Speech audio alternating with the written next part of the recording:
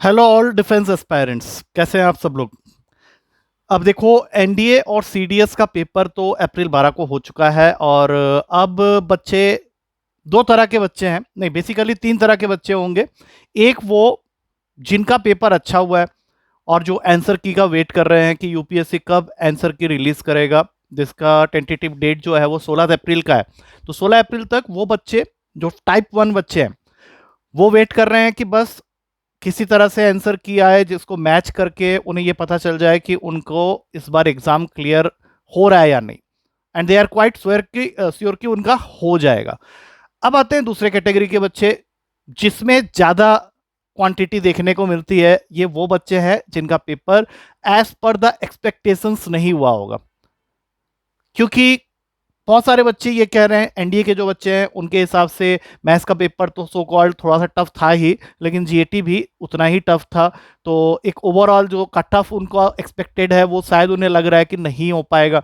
CDS के बच्चे मेरे हिसाब से मैथ्स के पेपर को थोड़ा लेंथी कह रहे होंगे, टफ तो नहीं, लेंथी कह रहे होंगे। और जीएस इंग्लिश और जीएस को वो एक पर्टिकुलर हमेशा ही उनका रहता है कि English is good but GS is a bit tough.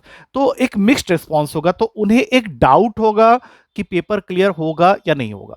और तीसरी कैटेगरी वो है जिन्हें ये पता था एग्जाम देने से पहले ही कि उनका एग्जाम क्लियर नहीं होने वाला है। तो अब ये जितने भी कैटेगरी हैं इन सब के लिए मैं लेके आया हूं। बट इससे पहले मैं विश करूंगा कि जितने भी बच्चों ने पेपर दिया है उन सब में से मैक्सिमम लोगों का क्लियर हो जाए। लेकिन उसके बाद भी अगर बच्चों का क्लियर नहीं होता है तो फिर उनके लिए एक ऑप्शन रहता है कि अब वो दोबारा फिर से रीस्टार्ट करें। अब इन दिनों में मैं देख रहा था कि काफी सारे टीचर्स पेपर के बाद अपने आंसर की रिलीज कर रहे हैं। उनमें से मैक्सिमम टीचर ऐसे होते हैं जो सिर्फ आंसर की रिलीज करते हैं, सिर्फ टिक करवा देते हैं ये क्वेश्चन का ये आंसर है, ये क्वेश्चन का ये आंसर है। अच्छा, कुछ टीचर्स जो थोड़े से मेहनती होते हैं मेरे टाइप के, वो हर एक क्वेश्चन को सॉल्व करते हैं। तो जब मैं उसकी ट्रेंड देख रहा था तो बच्चों को एक्चुअली सॉल्यूशन से कोई मतलब नहीं है। व्यूज की अगर मैं बात करूं तो उन वीडियोस में ज्यादा व्यूज मुझे देखने को मिल रहे हैं जो सिर्फ आंसर को टिक करवा रहे हैं। इसका मतलब है कि हम टीचर बेवकूफ हैं, मेरे जैसे टीचर्स बेवकूफ हैं जो डिटेल्ड सॉल्यूशन कर रहे हैं। तो सॉल्यूशन को भी देख लिया करो यार।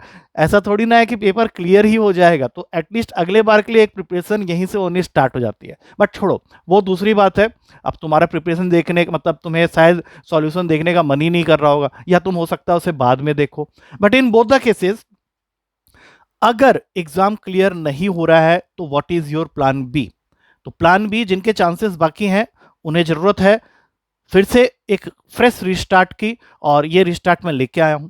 अब मैं क्या लेके आया हूं, अभी तो मैं अगर देखूं तो सारे ही टीचर्स एक रिस्टार्ट के बारे में बात कर रहे हैं। वो ये कह रहे हैं कि हमारे बताए हुए इतने क्वेश्चन आ गए, हमारे करवाए हुए इतने क्वेश्चन आ गए, पेपर डिट्टो यही आ गया। तो देखो, मैं ऐसी कोई बातें नहीं कहने वाला। मैं ये नहीं कहता कि मेरा बताया हुआ नहीं आया है, बहुत आया है, लेकिन मैं उसको गिनूंगा नहीं, क्योंकि गिन के मैं अपनी क्रेडिबिलिटी खुद ही कम कर दूंगा।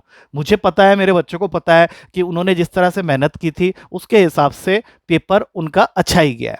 एक आधा बच्चे थे जिनका paper as per the expectations नहीं गया है, क्योंकि वो खुद ही कह रहे थे कि they are not so good at calculus. Though मैंने कोशिश करवाई थी कि उनका कैलकुलस पार्ट भी मैं उससे करवा सकूं, बट मे बी उन्होंने उसको ढंग से नहीं किया था। बाकी जिन्होंने सारा कोर्स किया था उनका पेपर बहुत अच्छा गया है।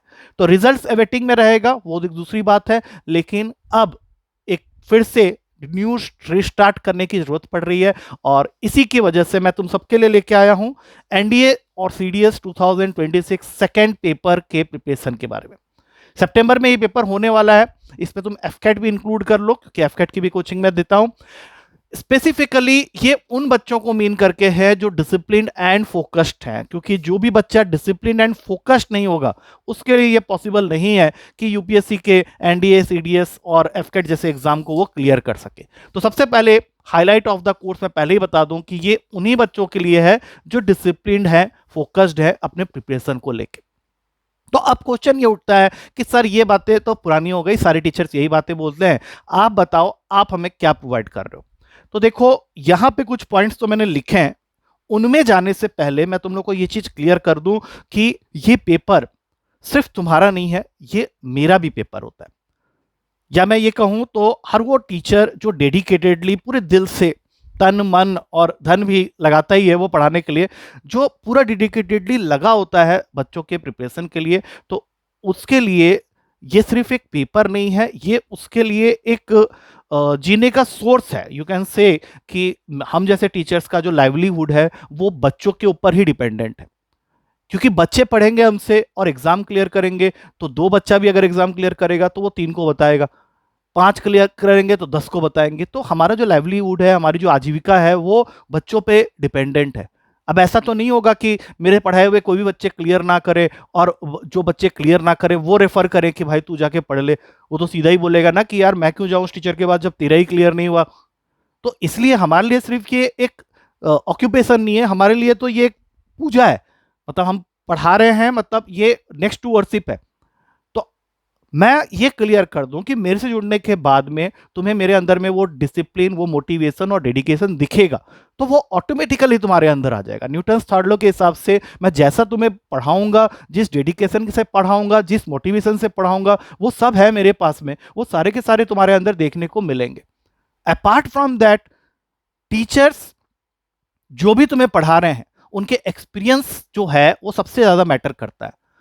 अगर तुम्हारा टीचर एक्सपीरियंस्ड ही नहीं है, या तुम्हें लग रहा है कि ये टीचर तो हमसे कुछ साल ही एज में बड़ा है, तो सीधी सी बात है ये टीचर उस मोटिवेशन के साथ तुम्हें पढ़ा ही नहीं पाएगा।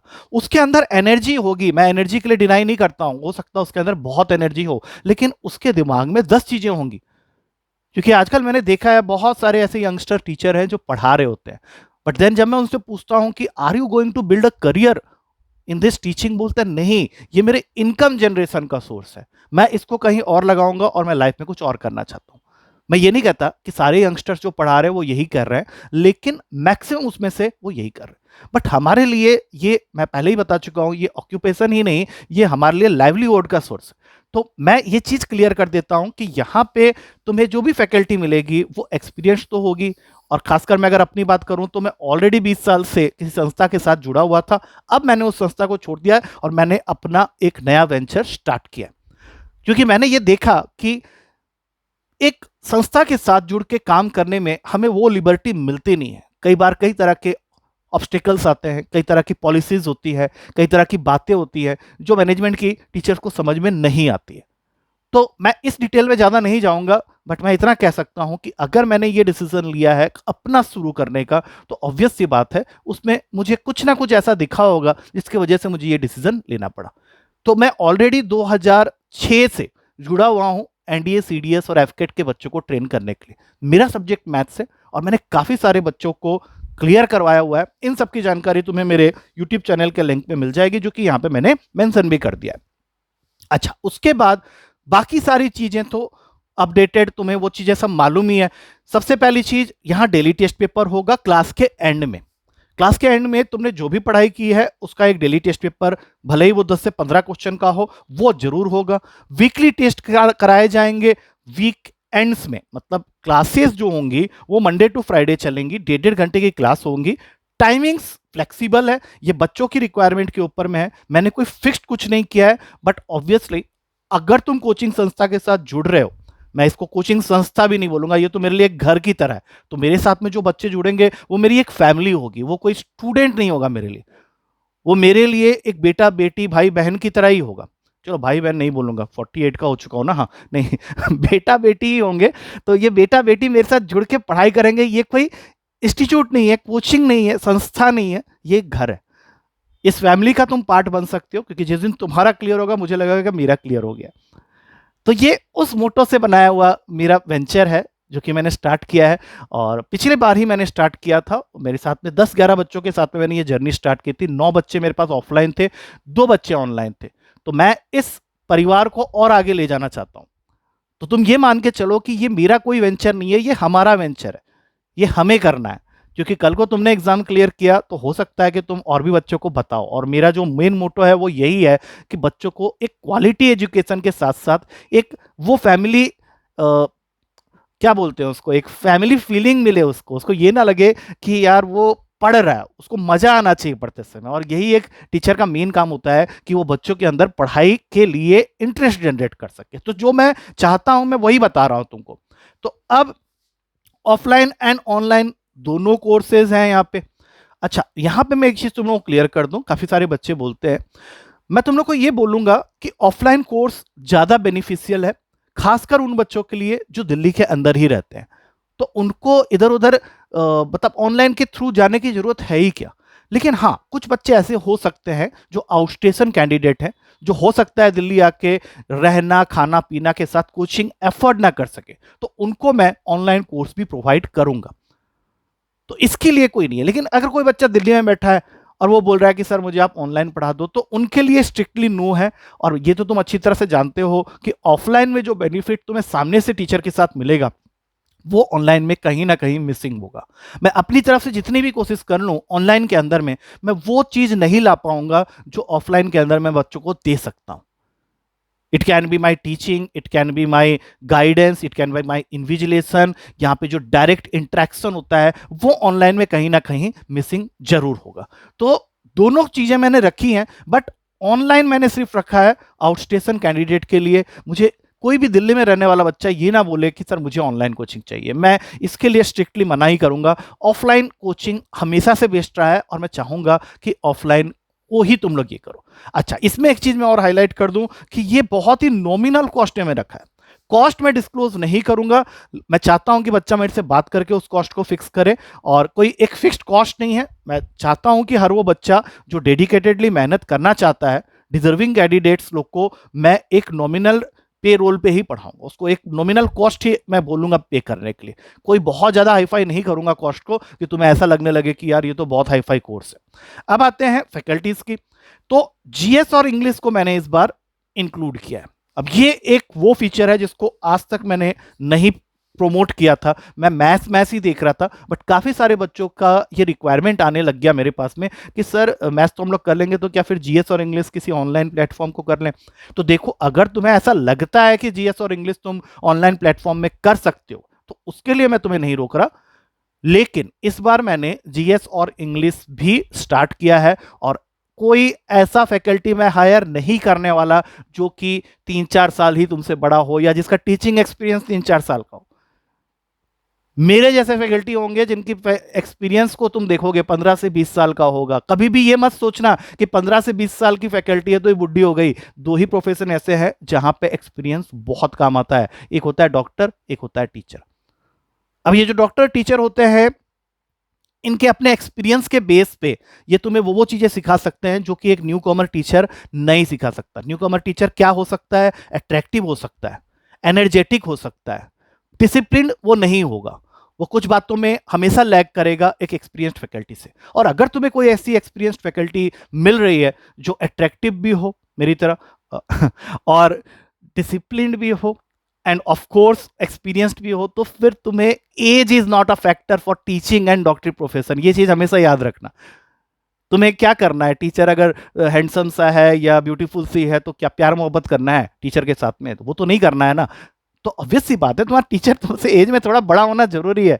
स्कूल में जो तुम्हें टीचर्स मिलते थे, हो सकता है कि तुम्हारे फेवरेट टीचर तुम्हारे एज के होते होंगे, बट देन हमेशा याद रखना कि एक्सपीरियंस टीचर जो कॉम्पिटिटिव एग्जाम में पढ़ा रहा है, वहां पे एक्सपीरियंस बहुत मैटर करता है। तो दैट फैकल्टी, हमारे जो जीएस और इंग्लिश की फैकल्टी है, मैं नाम अभी रिवील नहीं करूंगा, बट वो भी इक्वली एक्सपीरियंस्ड है मेरी तरह, और उनसे कभी कोई शिकायत तुम्हें नहीं आने वाली। अच्छा, अपडेटेड नोट्स और मटेरियल के बारे में मुझे बोलने की जरूरत नहीं है। मैंने तुम्हारे नोट्स और मटेरियल के लिए बहुत मेहनत कर ली है। मैंने इतनी मेहनत की है कि मेरे गर्दन में दर्द होना स्टार्ट हो गया है, क्योंकि ये मटेरियल और नोट्स ये सब कुछ मैं खुद प्रिपेयर करता हूँ, और उसमें काफ़ी मेहनत लगती है। ये हर वो टीचर मानता होगा जिन्होंने ये काम कभी ना कभी किया होगा। तो खूब सारी मेहनत की है इन दिनों में मैंने, और अपडेटेड मटेरियल, अपडेटेड नोट्स, सब कुछ तुम्हें अपडेटेड मिलेगा। बस तुम्हारे लिए ये जरूरी है कि तुम तैयार हो या नहीं, क्योंकि मैं तो तैयार हूं हर वो बच्चों को वहां तक पहुंचाने के लिए जहां तक वो डिजर्व करता है। बट उसके लिए तुम्हें भी तैयार होना होगा, पूरे तन मन एंड ऑफ कोर्स थोड़ा बहुत धन से भी। तो अगर लगता है तुम्हें कि मैं तुम्हारे लिए कुछ कर सकता हूं, अगर तुम्हें मेरी आंखों में वो जुनून दिखती है, मेरी बातों में वो विश्वास दिखता है, तो डेफिनेटली अपना फोन उठाओ और कांटेक्ट डिटेल्स इस नंबर पे डायल करके, शेखर सिंह मेरा नाम है। मुझे जानते हैं लोग, बट कम लोग जानते हैं क्योंकि मैंने अपनी प्रमोशन कभी की नहीं है। मैं जिस संस्था के साथ जुड़ा हुआ था, मैंने अगर कभी प्रमोशन की है तो संस्था की है। मैंने अपना कोई प्रमोशन नहीं किया है। ये मेरा you can say second year of teaching है। अगर मैं अपने टीचिंग की बात करूं, सेकेंड ईयर भी नहीं बोलूंगा, फर्स्ट ईयर है, सेकेंड सेशन हो सकता है। तो शेखर सिंह, ये मेरा नंबर है, और मेरे बारे में, मेरे पढ़ाने के तरीके के बारे में, मेरी क्लास देखने के लिए अगर तुम्हें जानना है तो you can follow my YouTube channel. तो इतनी क्वेरीज, इतनी बातें मैं ऑलरेडी तुम्हें बता चुका हूं। तुम्हें और कुछ जानना है तो definitely you can message me at my number. Call मत करना, क्योंकि हो सकता है कि मैं क्लासेस में बिजी हूं तो शायद कॉल को उठा ना पाऊं। तो आई होप मेरे इस वीडियो को देखने के बाद तुम में से मैक्सिमम बच्चे जो सिंसियरली, डेडिकेटेडली अपने सितंबर अटेम्प्ट के लिए प्रिपेयर करना चाहते हो मुझे कंसल्ट करेंगे। ध्यान रखना, मैंने इसमें एफकेट नहीं लिखा है, but I do make you prepare for AFCAT exam also, और हमारी टीम रेडी है। ध्यान रखना, मैंने साइंस नहीं रखा है इसमें, बट विथ डिमांड हो सकता है मैं साइंस भी प्रोवाइड करूं, बट मैथ्स जो कि मैं लूंगा, इंग्लिश और जीएस, ये सब इस बार इंक्लूडेड है। तो जो बच्चे इंग्लिश और जीएस के लिए इधर उधर जाने की सोच रहे हैं वो कहीं ना जाए, वो मुझे कंसल्ट करें। मैं तुम्हें बता चुका हूं कि तुम्हारे जैसे स्टूडेंट्स के लिए जो डेडिकेटेड और सिंसियर हैं और अपने गोल को लेके फोकस्ड है, उनके लिए ये एक संस्था नहीं है, ये एक फैमिली है। और अगर तुमने ढंग से पढ़ाई की, पूरे दिल से पढ़ाई की, तो मैं तुम्हें गारंटी देता हूं कि तुम्हारा एग्जाम पक्का क्लियर होगा, और तुम ही मुझे बताओगे, और तुम यहाँ पे मेरे साथ खड़े होके अपना एक्सपीरियंस, अपना फीडबैक शेयर कर रहे हो। That's it for today. हो सकता है हम जल्दी ही मिले। मैं तुम्हारा वेट करूंगा, तुम्हारे कॉल का, तुम्हारे मैसेज का। Take care. Thank you to all of you.